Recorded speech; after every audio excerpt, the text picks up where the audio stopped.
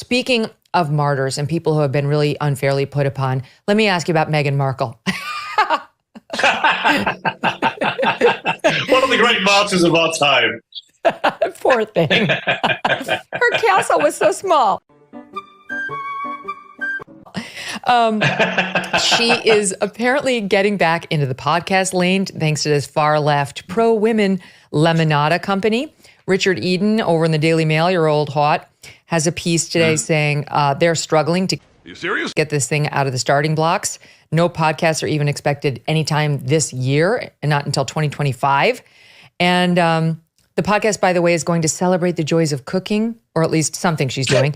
Her Netflix show, I guess, is going to celebrate the joys of cooking, gardening, entertaining, and friendship, Piers. She's going to be teaching us how to be a good friend. I can't wait to find out from Meghan Markle what that's like. Well, as one of the many friends that she cut off spectacularly the moment she got a bit of royal action, along with her entire family, of course, on both sides, apart from her mother, I don't think Meghan Markle's in any position to be lecturing anybody about friendship. Fact.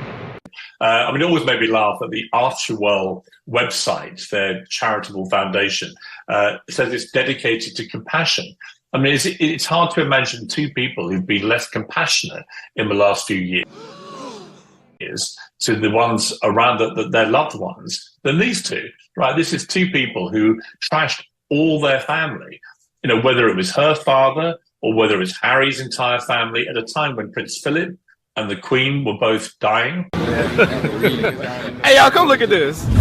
There they were on national television, from Oprah Winfrey to Netflix to whoever, as the Spotify guy put it, whatever grift they could get paid for, up they were trashing their families. So the idea now that they're reduced, or that certainly Meghan Markle is now reduced from somebody who, remember Meghan, she had a fairy tale royal wedding that was seen around the world.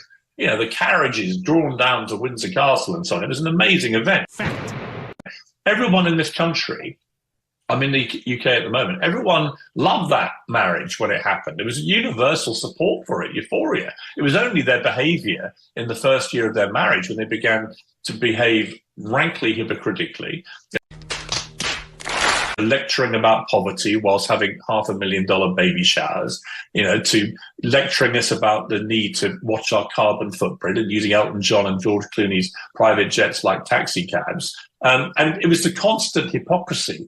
Okay. They got picked up on by the media, and then they couldn't handle the criticism from the media, and then it all turned hostile. Then they started suing everybody, and the whole thing got so toxic. Eventually, they just say, "We've had enough of this. We're not going to do any more dreary duties on a wet Wednesday." Stop it. Which is what you have to do to earn your royal titles in the estimation of the public. And they decamped off to Montecito, bought themselves a massive mansion. And they were supposed to be doing it, Meghan, if you remember, this was going to be their liberation, their freedom. Wait for it. And it was supposed to make them happy. I've never seen two more miserable people who never stop whining and suing absolutely everybody in the pretense that this is because they found their liberation and freedom. If you're so damn happy and free and liberated, are you serious? Well, shut up, stop whining and complaining about everything. But they're obviously not happy. And it's obviously been diminishing returns where when you trash your family again and again and again, eventually there's not much left to say. And people don't really want to hear it. It's like the Spotify guy said, they're just a pair of grifters who just want to trash their family for loads of money and not put a shift in to do proper work. You and I know how hard it is to do this kind of thing properly. It's a lot of work with a dedicated team, and you put the hours in, and you've got to be creative and ladies and gentlemen, we got him. High energy and really put graft in. These two wanted to do massive deals with companies and then not do any work. Nobody wants to see her next podcast. Nobody listened to the first one.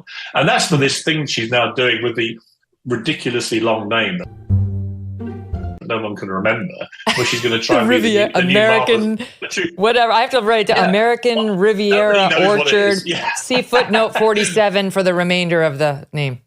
Right. And she's now got all her celebrity, sort of B-list, C-list mates. Stop it. Putting out Instagram posts about her jam, and it's like, how the mighty fall. This was a woman who had it all in this country. who literally had it all and is now flogging jam from her kitchen in Montecito, while her husband runs around fuming about absolutely everything and everyone, because he knows, in his gut, he knows what he's lost. And eventually, those chickens will come home to roost.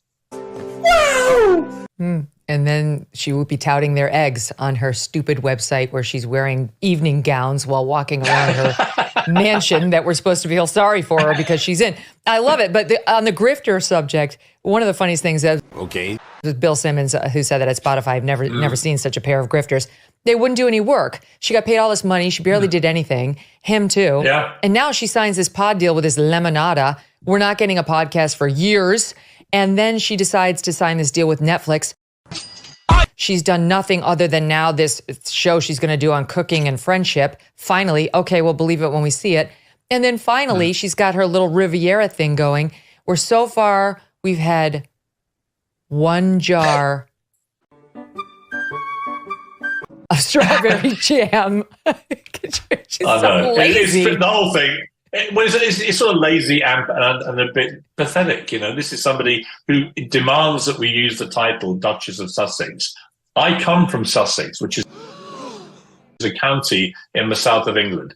I've spent more time in Sussex in the last month than Meghan Markle has spent in her entire life. She has She's right. your ruler, Piers. I didn't know that she's your...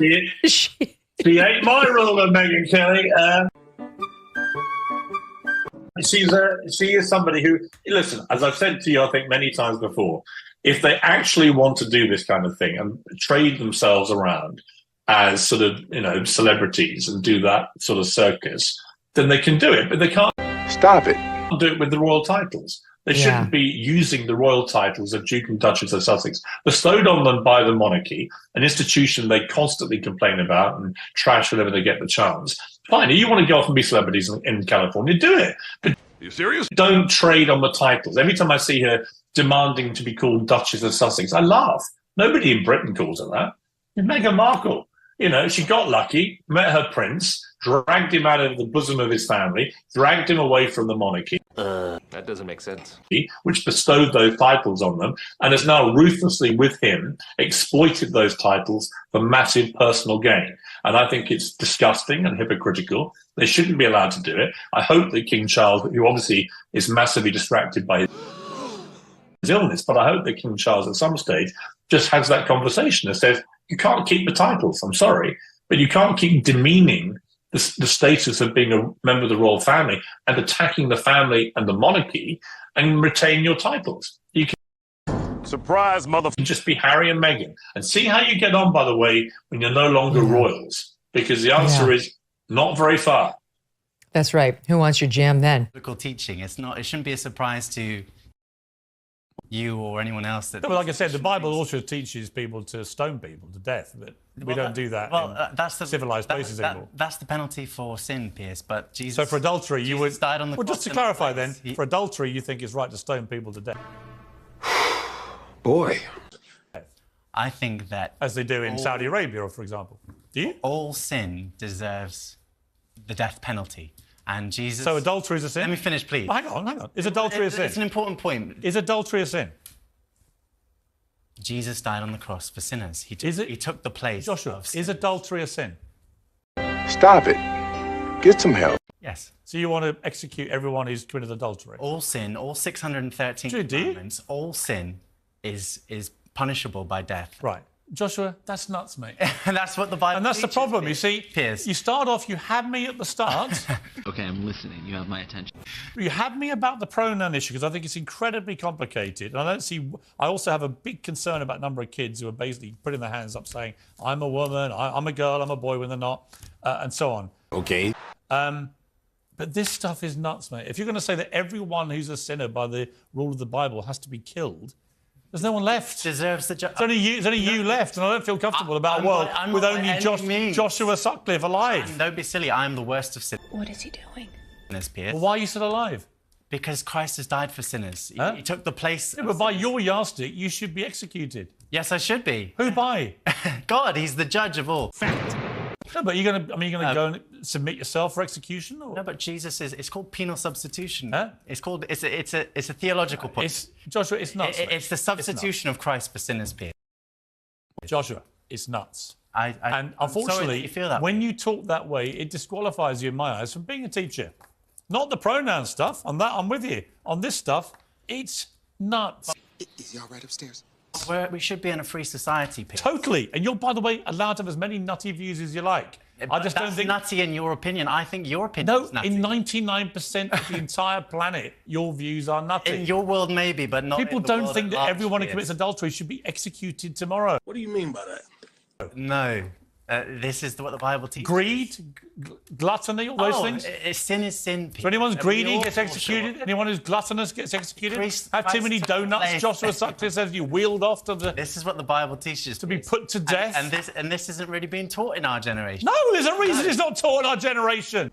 What? But Christ it's is completely- the perfect sacrifice for sin. Yes, I know. Jesus Christ did sacrifice himself. But you don't think Jesus Christ would be sitting here today at my desk saying every single person who commits an act of greed or gluttony or adultery should be summarily executed. Boy. If you do think that, of if you do think that, you have a very warped idea of Well, what actually the Bible is supposed to mean. No, I think what's happened is you've got your own view of what the Bible says, but you haven't really ever been told what the Bible says. I've read the Bible. I was actually given spiritual guidance by Catholic nuns when I was 11 years old. That doesn't make sense. For a couple of years. So I'm very, very, very savvy time that you've heard with the this. Bible. But honestly, when I hear people say that for all these sins you've got to be put to death, it's nuts. So for that, you shouldn't be teaching. Well, Christ has taken our place, Piers, and I think I should be in Well, unfortunately, someone from YMCA is about to take your place What the hell? on the show, I'm afraid, and that's it. But good to see you. All Thank right. you, Joshua Sutcliffe. Uncensored Next, the Village People are taking on Donald Trump over his unauthorised use of their iconic anthems. Okay. A village person will debate that with me live if he hasn't sinned too much in the break.